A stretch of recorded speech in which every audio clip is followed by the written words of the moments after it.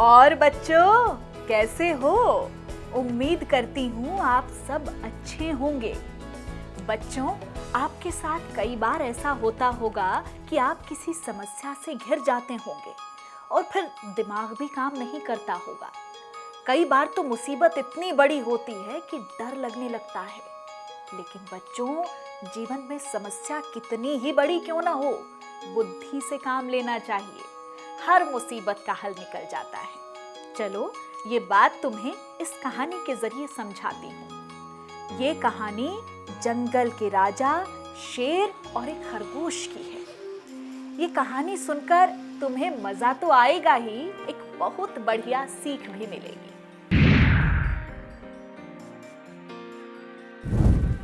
बहुत पुरानी बात है। घने जंगल में एक बहुत बड़ा शेर रहता था।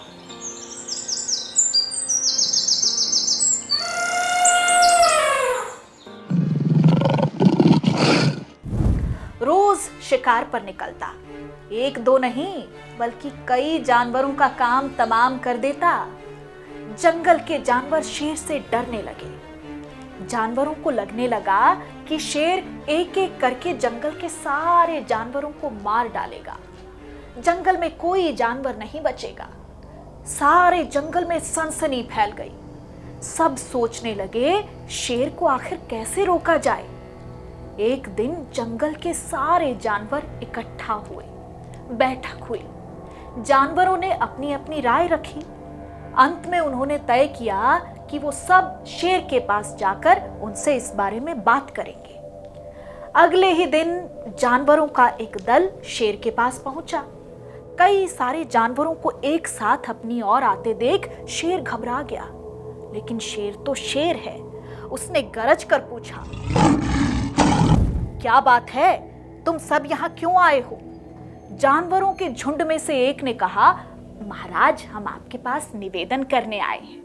आप राजा हैं और हम आपकी प्रजा। जब आप शिकार करने निकलते हैं तो बहुत जानवर मार डालते हैं। आप सबको खा भी नहीं पाते। इस तरह से हमारी संख्या कम होती जा रही है। अगर ऐसा ही चलता रहा तो कुछ ही दिनों में जंगल में आपके सिवा कोई और बचेगा ही नहीं। प्रजा के बिना राजा भी कैसे रह सकता है? यदि हम सभी मर जाएंगे तो आप भी राजा नहीं रहेंगे। हम चाहते हैं कि आप सदा हमारे राजा बने रहें। आपसे हमारी विनती है कि आप अपने घर पर ही रहा करें। हम हर रोज अपने आप आपके खाने के लिए एक जानवर आपके पास भेज दिया करेंगे। इस तरह से राजा और प्रजा दोनों ही चैन से रहने लगे। शेर को लगा जानवरों की बात में सच्चाई है।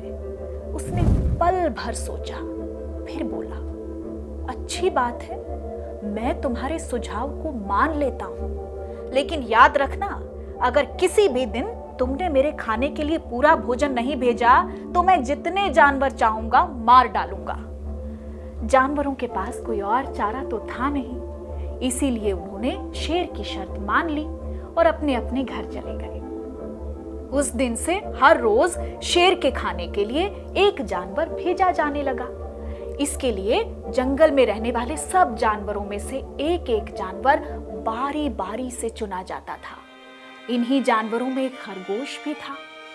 कुछ दिन बाद उस खरगोश की बारी भी आ गई। शेर के भोजन के लिए एक नन्हे से खरगोश को चुना गया। खरगोश जितना छोटा था उतना ही चतुर भी था। उसने सोचा, बेकार में शेर के हाथों मरना मूर्खता है। अपनी जान बचाने का कोई ना कोई उपाय तो जरूर करना चाहिए और हो सके तो कोई ऐसी तरकीब ढूंढनी चाहिए जिससे सभी को इस मुसीबत से सदा के लिए छुटकारा मिल जाए। वो सोचता रहा और आखिर में उसने एक तरकीब सोच ही ली। खरगोश धीरे धीरे आराम से शेर के घर की ओर चल पड़ा। जब वो शेर के पास पहुंचा तो बहुत देर हो चुकी थी। भूख के मारे शेर का बुरा हाल हो चुका था। जब उसने सिर्फ एक छोटे से खरगोश को अपनी ओर आते देखा तो गुस्से से बौखला उठा और गरज कर बोला, किसने तुम्हें भेजा है? एक तो पिद्दी जैसे हो, दूसरे इतनी देर से आ रहे हो। जिन बेवकूफों ने तुम्हें भेजा है मैं उन सबको ठीक करूंगा।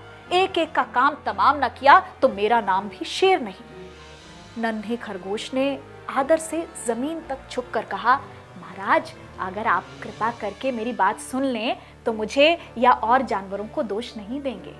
वो तो जानते थे कि एक छोटा सा खरगोश आपके भोजन के लिए पूरा नहीं पड़ेगा, इसीलिए उन्होंने 6 खरगोश भेजे थे। लेकिन रास्ते में हमें एक और शेर मिल गया, उसने 5 खरगोशों को मारकर खा लिया। ये सुनते ही शेर दहाड़ कर बोला, शेर कौन है वो? तुमने उसे कहां देखा? खरगोश बोला, महाराज वो तो बहुत ही बड़ा शेर है, वो जमीन के अंदर बनी एक बड़ी सी गुफा में से निकला था। वो तो मुझे ही मारना चाह रहा था, पर मैंने उससे कहा, सरकार आपको पता नहीं कि आपने क्या अंधेर कर दिया है। हम सब अपने महाराज के भोजन के लिए जा रहे थे, लेकिन आपने उनका सारा खाना खा लिया। हमारे महाराज ऐसी बातें सहन नहीं करेंगे, वो जरूर यहाँ आकर आपको मार डालेंगे। इस पर उसने पूछा, कौन है तुम्हारा राजा? मैंने जवाब दिया, हमारा राजा जंगल का सबसे बड़ा शेर है। महाराज मेरे ऐसा कहते ही वो गुस्से से लाल पीला होकर बोला, बेवकूफ, इस जंगल का राजा सिर्फ मैं हूँ। यहाँ सब जानवर मेरी प्रजा हैं, मैं उनके साथ जैसा चाहूँ वैसा कर सकता हूँ। जिस मूर्ख को तुम अपना राजा कहते हो, उस चोर को मेरे सामने हाजिर करो, मैं उसे बताऊंगा कि असली राजा कौन है। महाराज इतना कहकर उस शेर ने आपके लिवाने के लिए मुझे यहाँ भेज दिया। खरगोश की बात सुनकर शेर को बड़ा गुस्सा आया और वो बार बार गरजने लगा।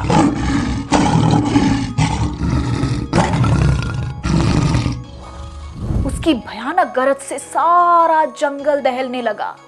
मुझे फौरन उस मूर्ख का पता बताओ। शेर ने दहाड़ कर कहा, जब तक मैं उसे जान से नहीं मार दूंगा मुझे चैन नहीं मिलेगा। चलो रास्ता दिखाओ, मुझे बताओ वो कहाँ रहता है। खरगोश फौरन शेर का रास्ता बताते हुए एक कुएं के पास ले गया और बोला, महाराज वो दुष्ट शेर जमीन के नीचे इसी किले में रहता है। खरगोश ने कुएं के नजदीक आकर शेर से कुएं के अंदर झांकने के लिए कहा। शेर ने कुएं के अंदर झांका तो उसे कुएं के पानी में अपनी ही परछाई दिखाई दी। परछाई को देखकर शेर जोर से दहाड़ा। कुएं के अंदर से जाती हुई अपनी ही दहाड़ने की गूंज सुनकर उसने समझा कि दूसरा शेर भी दहाड़ रहा है। दुश्मन को तुरंत मार डालने के इरादे से फौरन कुएं में कूद पड़ा। कूदते ही पहले तो वो कुएं की दीवार से टकराया, फिर धड़ाम से पानी में गिरा और डूबकर मर गया। इस तरह चतुराई से शेर से छुट्टी पाकर नन्हा खरगोश घर लौटा। उसने जंगल के जानवरों को शेर के मारे जाने की कहानी सुनाई। दुश्मन के मारे जाने की खबर से सारे जंगल में खुशी फैल गई। जंगल के सभी जानवर खरगोश की जय जयकार करने लगे। तो बच्चों, कैसी लगी आपको ये कहानी? बच्चों, ये कहानी हमें सीख देती है कि मुसीबत के समय बुद्धि से काम लेना चाहिए। सच्चा बलवान वही है जिसके पास बुद्धि है। बुद्धि से काम लेने पर बड़ी से बड़ी मुसीबत टल जाती है। तो बच्चों, दादी की ये सीख हमेशा दिमाग में रखना। चलो भाई, अब मैं तो चलती हूँ, तुम अपना ख्याल रखना। अगली बार फिर आऊंगी एक और मजेदार कहानी लेकर। जीते रहो।